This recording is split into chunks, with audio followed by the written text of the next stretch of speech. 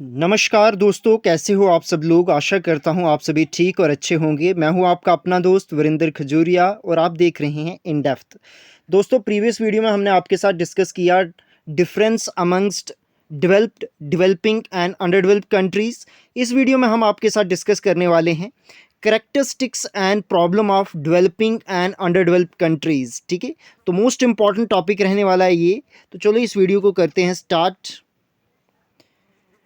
तो क्या क्या जर्नली देखने को मिलता है डेवलपिंग या अंडर डेवलप्ड कंट्रीज़ में। तो क्या ज़्यादातर मास पॉवर्टी होती है। ठीक है, बहुत ज़्यादा लोग किस में होते हैं, पॉवर्टी में जी रहे होते हैं। कहाँ पे, अंडर डेवलप या डेवलपिंग कंट्रीज़ में। ठीक है, और उनको एक समय का भी भोजन नहीं होता खाने के लिए, इवन ए सिंगल मील भी खाने को नहीं मिलता। ठीक है, उसके बाद क्या होता है, सेकंड करेक्टरिस्टिक्स आर प्रॉब्लम क्या आती है डेवलपिंग और अंडर डेवलप्ड कंट्रीज़ में, कि यहाँ की जो पर कैपिटा इनकम होती है। ठीक है, तो पर कैपिटा इनकम किसके इक्वल होती है, national income divide by total population, और वो आती है क्या, पर कैपिटा इनकम उसको बोलते हैं। तो ये लेस डेवलपिंग और अंडर डेवलप्ड कंट्रीज़ में या डेवलपिंग कंट्री में बहुत कम होती है क्या, पर कैपिटा इनकम। और यहाँ पे क्या देखने को मिलता है, बहुत सारी इनइक्वालिटी देखने को मिलती है। कहाँ पे, अंडर डेवलपिंग या डेवलपिंग कंट्रीज़ में इनइक्वालिटी, जो भी डिस्ट्रीब्यूशन ऑफ इनकम और वेल्थ होती है वो बड़ा इनइक्वल तरीके से होती है। जो अमीर होते हैं वो और ज़्यादा अमीर होने लग पड़ते हैं और जो गरीब बेचारा वो और गरीब होने लग पड़ता है। ठीक है, तो यही कंडीशन होती है किसकी, अंडर डेवलप्ड कंट्री या डेवलपिंग कंट्रीज़ की। और यहाँ पे मेन फोकस किस पे दिया जाता है, प्राइमरी और एग्रीकल्चर सेक्टर पे दिया जाता है। ठीक है, अलाइड एक्टिविटीज़ पे दिया जाता है, और इंडस्ट्री और सर्विसेज सेक्टर में ज़्यादातर फोकस नहीं होता है। कहाँ पे, अंडर डेवलपिंग या डेवलपिंग कंट्रीज़ में। ठीक है, और बैकवर्ड इंडस्ट्रियल, अगर इंडस्ट्रियल सेक्टर है भी तो बहुत बैकवर्ड होगा, इतना ज़्यादा मॉडर्नाइज नहीं होगा।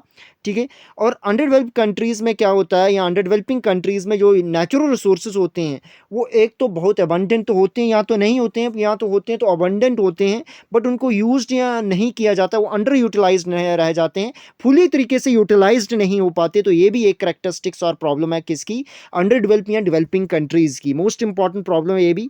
नेक्स्ट प्रॉब्लम और करेक्टरिस्टिक्स ऑफ डेवलपिंग और अंडर डेवलप्ड कंट्रीज़ की क्या है, कि यहाँ पे जो कैपिटल फॉर्मेशन और फॉरेन एक्सचेंज जो होता है वो बहुत कम होता है, उसकी बहुत डेफिशिएंसी होती है। किसकी, कैपिटल फॉर्मेशन की। क्यों नहीं हो पाता, क्योंकि लोगों की पर कैपिटल इनकम ही बहुत कम होती है, वो इस तरीके से सेव नहीं कर पाते। सेव नहीं कर पाएंगे तो कैपिटल किस तरीके से फॉर्म होगा, इन्वेस्टमेंट नहीं हो पाएगी। तो यही एक रीज़न, ये भी एक रीज़न है, ये भी एक करेक्टरिस्टिक्स और प्रॉब्लम है किसकी, अंडर डेवलप और डेवलपिंग कंट्रीज़ की। और फॉरेन एक्सचेंज भी इनके पास इतना नहीं होता।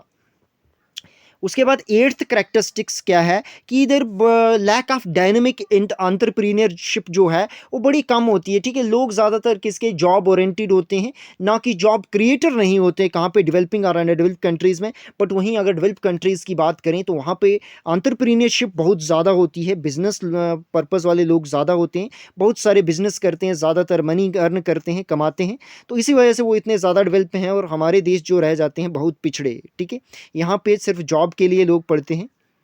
उसके बाद नाइन्थ करेक्टरिस्टिक्स क्या है, कि जो लेवल ऑफ टेक्नोलॉजी है वो या तो होती बहुत कम है, और यहाँ होगी भी तो क्या होती है, बैकवर्ड और लो लेवल ऑफ टेक्नोलॉजी होती है। ठीक है, तो ये भी एक करेक्टरिस्टिक्स है किसका, डेवलपिंग और अंडर डेवलप्ड कंट्रीज़ का। और यहाँ पे क्या होती है, बहुत ज़्यादा ह्यूज पॉपुलेशन होती है। ठीक है, तो ये भी एक रीज़न है अंडर डेवलप और डेवलपिंग कंट्रीज़ के होने का, कि यहाँ पे पॉपुलेशन ही इतनी ज़्यादा है, रिसोर्सेज उतने ज़्यादा नहीं हैं, तो जिस वजह से क्या होता है कि उतनी ज़्यादा डेवलपमेंट हो नहीं पाती। ठीक है, और भी क्राइम्स वगैरह ये भी बढ़ जाते हैं, क्योंकि हर एक को जॉब अपॉर्चुनिटीज़ नहीं मिल पाती, इवन 2 टाइम्स का मील भी नहीं मिल पाता। तो यही वजह है, यही रीज़न है कि इसका पॉपुलेशन ग्रोथ होने से क्या होता है, बहुत सारे देश गरीब रह जाते हैं। ठीक है, अंडर डेवलप या डेवलपिंग स्टेट में ही रह जाते हैं। ठीक है, नेक्स्ट पॉइंट और पढ़ते हैं कि यहाँ पे क्या होता है डेवलपिंग और अंडर डेवलप्ड कंट्रीज़ में, कि पोर क्वालिटी जो ह्यूमन कैपिटल है ना, जो मोस्ट इंपॉर्टेंट कैपिटल होती है किसी भी कंट्री की, वो डेवलपिंग और अंडर डेवलप्ड कंट्रीज़ में क्या होती है, ज़्यादातर क्या होती है, पोर होती है, बड़ी गरीब होती है, इलिटरेसी होती है, अनपढ़ होते हैं बेचारे, और लैक ऑफ स्किल होती है, इतने स्किलफुल भी नहीं होते। ऐसे तो पॉपुलेशन बहुत ही पावरफुल टूल माना जाता है इकॉनमी का, मगर अगर वो लिटरेट और स्किल्ड होंगे तब, अगर अनस्किल्ड होंगे, इलिटरेट होंगे, तो उनकी जो कैपिटल जो है, जो वो काम कर सकते हैं, वो बड़ा ही आसान काम ही कर पाएंगे, जिस वजह से उनका यूसेज बड़ा कम हो जाएगा। ठीक है, तो ये भी एक रीज़न है, वन ऑफ द रीज़न है किसका, अंडर डेवलप और डेवलपिंग कंट्रीज़ का। और उसके बाद लोगों में एक लालच है किसका, गवर्नमेंट जॉब का, ग्रीड फॉर गवर्नमेंट जॉब।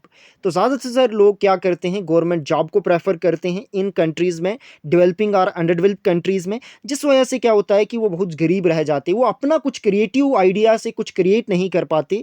तो इसी वजह से क्या होता है कि उनको एक स्मॉल स्टेफन पे ही काम करना पड़ता है, और ज़्यादातर बिजनेसमैन लोग जो हैं वो बहुत ज़्यादा कमा देते हैं। इसी वजह से रीज़न होता है कि रिच बिकम रिचर होता जाता है और पुअर बिकम पोअरर। ठीक है, जो भी जॉब सीकर्स होते हैं मेजॉरिटी ऑफ द टाइम वो किसके लिए काम करते हैं, एक स्टेबिलिटी के लिए, कि कम से कम उनको इतना तो मिल रहा है। वो कुछ क्रिएट नहीं करना चाहते, हर दिन काम नहीं करना चाहते हैं, कुछ दिन पढ़ के उसके बाद आराम की ज़िंदगी जीना चाहते हैं। तो ये भी एक रीज़न है जिस वजह से देश क्या रह जाते हैं, पिछड़े रह जाते हैं। ठीक है, क्योंकि इतनी एम्प्लॉयमेंट तो नहीं दे सकती सरकार, जिस वजह से लोग लगातार कंसिस्टेंटली क्या करते हैं कि जॉब के पीछे ही भागते रहते हैं। जैसे कि रिसेंटली मैं एक इंटरव्यू देख रहा था, वहाँ पे एक पर्सन थे जिनकी एज 43-44 ईयर की एज थी, बट वो कह रहे थे कि मैं कॉन्ट्रेक्चुअल लेक्चरर 10+2 के लिए लेक्चरर लगते हैं और कॉन्ट्रेक्चुअल टेम्परेरी बेसिस पे।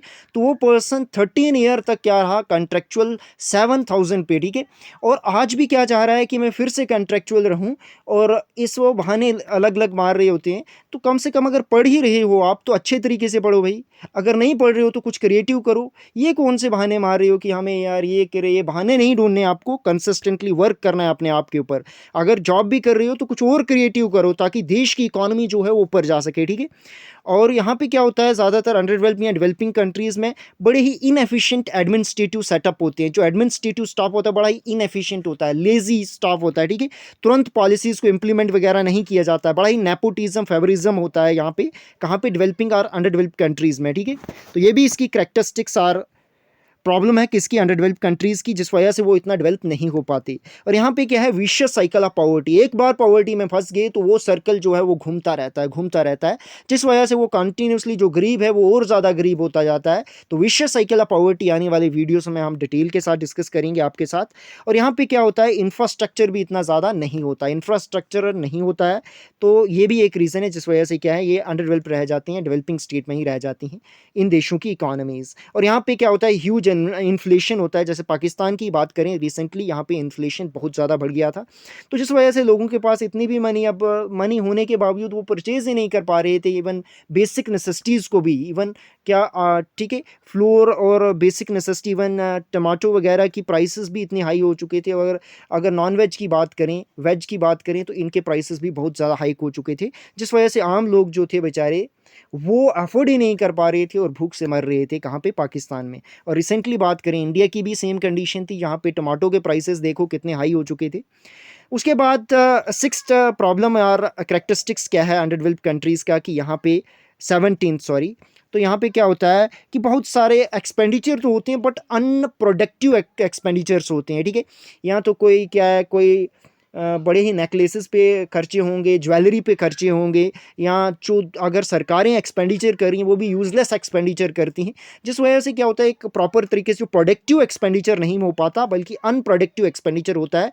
तो ये भी एक वन ऑफ द करेक्टरिस्टिक्स है या प्रॉब्लम है, जिस वजह से क्या होता है, developing country, under developed country अपनी ही स्टेट उसी स्टेट में रह जाती हैं। ठीक है, 18th बात करें यहाँ पे लिविंग स्टैंडर्ड, क्योंकि जो पर कैपिटा इनकम होती है, इनकम ऑफ द पीपल बड़ी लो होती है, जिस वजह से वो उनका स्टैंडर्ड ऑफ लिविंग भी बड़ा लो होती है, उनकी हेल्थ, उनकी एडुकेशन ये भी लो रह जाती है। ठीक है, और यहाँ पे क्या होता है कि ज़्यादातर लोग अंडर डेवलपिंग या डेवलपिंग कंट्रीज़ में क्या होते हैं, कंजप्शन ओरिएंटेड सोसाइटी होती है। ठीक है, ज़्यादातर क्रिएटिव कुछ नहीं होते, प्रोड्यूसर सोसाइटी या एंटरप्रेन्योर सोसाइटी नहीं निकल के आती, बल्कि कंज्यूमर निकल के आते हैं। ठीक, कंज्यूम करना चाहते हैं लोग चीज़ों को। ठीक है, तो इंडिया की एग्जांपल लें तो यहाँ पे भी ज़्यादातर क्या है, कंज्यूमर ही हैं, प्रोड्यूसर बड़े कम लोग होते हैं, इन्वेस्टर बड़े कम होते हैं।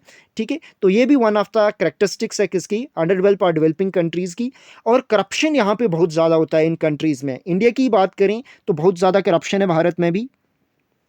ठीक है, तो करप्शन पीक पे होता है इन कंट्रीज़ में, डेवलपिंग और अंडर डेवलप्ड कंट्रीज़ में, तभी तो इतना डेवलप नहीं हो पाते। इतने फंड्स तो आते हैं, फंड्स होने के बावजूद भी वो अनफेयर मीन्स के साथ लोग कुछ ही लोगों के पास चले जाते हैं, और जिस वजह से क्या होता है कि देश बड़े गरीब रह जाते हैं। और यहाँ पे क्या होता है, जेंडर इनइक्वालिटी भी बहुत ज़्यादा होती है, मेल और फीमेल के बीच में बहुत अंतर समझा जाता है, ठीक है। और फीमेल को ज़्यादातर कहाँ पे हाउस होल्ड में ही रहने का बोला जाता है, और कोई भी और ज़्यादा डिसीजन मेकिंग में इतना पार्टिसिपेट नहीं देने देते। तो ये भी एक रीज़न होता है कि वो अंडर डेवलप या डेवलपिंग कंट्रीज रह जाती हैं अपनी ही स्टेट में। और यहाँ पे फेवरेटिज्म और नेपोटिज्म बहुत ज़्यादा है। और जॉब की बात करें तो लोग जो ऑलरेडी पोजीशन में जॉब में हैं, तो वो अपने ही लोगों को दिलाना चाहते हैं जॉब। तो ये भी एक कैरेक्टरिस्टिक्स है किसका, डेवलपिंग और अंडर डेवलप्ड कंट्रीज़ का, ठीक है।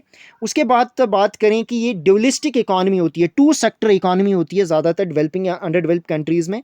तो यहाँ पे कुछ जो एरियाज़ होंगे वो डेवलप होंगे और बहुत सारे एरियाज़ अंडर डेवलप होंगे, और साथ में इधर रूरल या अर्बन सेक्टर का जिक्र किया जाता है। तो ऐसी ऐसी इकॉनमी जो देखने को मिलती है हमें ड्यूलिस्टिक इकॉनमी कहते हैं, और ये भी एक कैरेक्टरिस्टिक्स है किसका, डेवलपिंग और अंडर डेवलप्ड कंट्रीज़ का, ठीक है।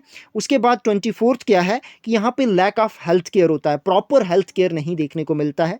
तो ये भी एक कैरेक्टरिस्टिक्स है किसका, तो जिस वजह से क्या होती है, हेल्थ जो है बड़ी वीक रह जाते हैं लोग, लाइफ एक्सपेक्टेंसी इंडेक्स भी बड़ा कम होता है इन देशों का जो भी डेवलपिंग अंडर डेवलप हैं। और इन इसी वजह से क्या होता है कि इनकी HDI ह्यूमन डेवलपमेंट इंडेक्स भी क्या है, बड़ा लो रहता है किसका, डेवलपिंग और अंडर डेवलप कंट्रीज़ का as comparison to develop countries, ठीक है। तो ये हमने देखे 25 पॉइंट्स कैरेक्टरिस्टिक्स और प्रॉब्लम ऑफ किसकी, डेवलपिंग और अंडर डेवलप कंट्रीज़ की, ठीक है। तो यहीं लेक्चर होता है ख़त्म। लेक्चर आपको कैसा लगा, अगर लेक्चर आपको ये इन्फॉर्मेटिव और इसको ज़्यादा से ज़्यादा शेयर करें, लाइक करें, कमेंट करें, क्योंकि कमेंट से ही हमें मोटिवेशन मिलती है हम नेक्स्ट वीडियो लाएं या नहीं लाएं। वीडियो आपने अंत तक देखी उसके लिए बहुत बहुत धन्यवाद। अगर आपने पहले वीडियोज़ नहीं देखी हैं तो प्लेलिस्ट में जाकर उनको भी देख सकते हैं। और आपने अगर अभी तक हमारे चैनल इन डेप्थ को सब्सक्राइब नहीं किया है तो पहले इसको सब्सक्राइब कर दें, और फर्दर अपडेट के लिए आप हमारे साथ हमारे टेलीग्राम ग्रुप को भी ज्वाइन कर सकते हो, उसका लिंक मैं आपको डिस्क्रिप्शन में दे दूँगा। धन्यवाद, thank you for watching this video.